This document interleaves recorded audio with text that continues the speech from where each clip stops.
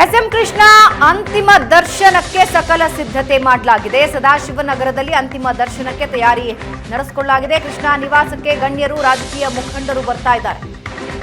ಕೆಲವೇ ಕ್ಷಣಗಳಲ್ಲಿ ಸಾರ್ವಜನಿಕರಿಗೆ ದರ್ಶನಕ್ಕೆ ವ್ಯವಸ್ಥೆ ಮಾಡಲಾಗುತ್ತೆ. ನಾಳೆ ಹುಟ್ಟೂರಿಗೆ ಪಾರ್ಥಿವ ತೆಗೆದುಕೊಂಡು ಹೋಗೋದಕ್ಕೆ ಕುಟುಂಬಸ್ಥರು ನಿರ್ಧಾರ ಮಾಡಿದ್ದಾರೆ. ನಾಳೆ ಹುಟ್ಟೂರು ಸೋಮನಹಳ್ಳಿಯಲ್ಲಿ ಕೃಷ್ಣ ಅಂತ್ಯಕ್ರಿಯೆ ನೆರವೇರುತ್ತೆ.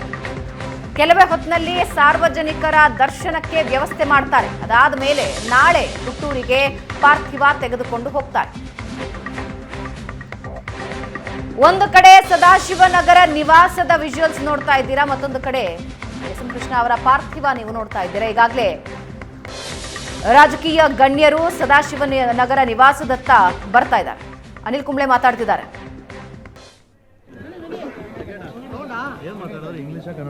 ಅಂತಿಮ ದರ್ಶನಕ್ಕೆ ಅನಿಲ್ ಕುಂಬ್ಳೆ ಪತ್ನಿ ಸಮೇತರಾಗಿ ಈಗ ಬಂದಿರೋದನ್ನ ನೀವು ನೋಡ್ತಾ ಇದ್ದೀರಾ.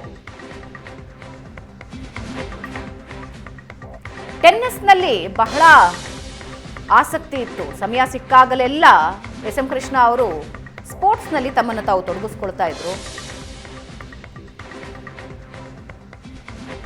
ಇದೇ ವಿಷಯ ಕೆಲವೊಂದು ಸಲ ಅವರ ವಿರುದ್ಧ ತೆಗಳೋದಕ್ಕೂ ಕೂಡ ಅವರ ವಿರೋಧಿಗಳು ಬಳಸ್ಕೊಳ್ತಾ ಇದ್ರು. ಒಂದು ಸಲ ಎಸ್ ಎಂ ಕೃಷ್ಣ ಅವರು ಸೋನಿಯಾ ಗಾಂಧಿ ಅವರನ್ನ ಭೇಟಿಯಾಗಿ ಕೆಪಿಸಿಸಿ ಅಧ್ಯಕ್ಷರನ್ನ ಮಾಡಿ ಅಂತ ಕೇಳ್ತಾರೆ.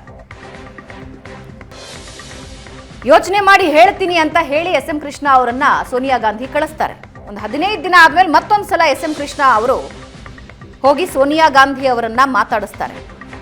ನನಗೆ ಗೊತ್ತಿಲ್ಲ, ನನ್ನ ವಿರೋಧಿಗಳು ಅಥವಾ ನನ್ನ ವಿರುದ್ಧವಾಗಿ ನಾನು ವೈಟ್ ಕಾಲರ್ ರಾಜಕಾರಣಿ, ಟೆನ್ನಿಸ್ ಆಡ್ತಾ ಇರ್ತೀನಿ, ಜನರ ಕೈಗೆ ಸಿಗೋದಿಲ್ಲ ಅಂತೆಲ್ಲ ನಿಮ್ಮ ಹತ್ರ ಕಂಪ್ಲೇಂಟ್ ಬಂದಿರಬಹುದು. ಆದರೆ 1972, 78, 89ರ ರಾಜಕಾರಣದಲ್ಲಿ ನಾನು ಪಕ್ಷನ ಮುನ್ನಗ್ಸಿದ್ದೀನಿ, ಒಂದು ಸಲ ಅವಕಾಶ ಕೊಡಿ ಅಂತ ಹೇಳ್ತಾರೆ. ಹೇಳಿ ಹೋಗಾದ ಮೇಲೆ ಕೆಪಿಸಿಸಿ ಅಧ್ಯಕ್ಷರಾಗ್ತಾರೆ.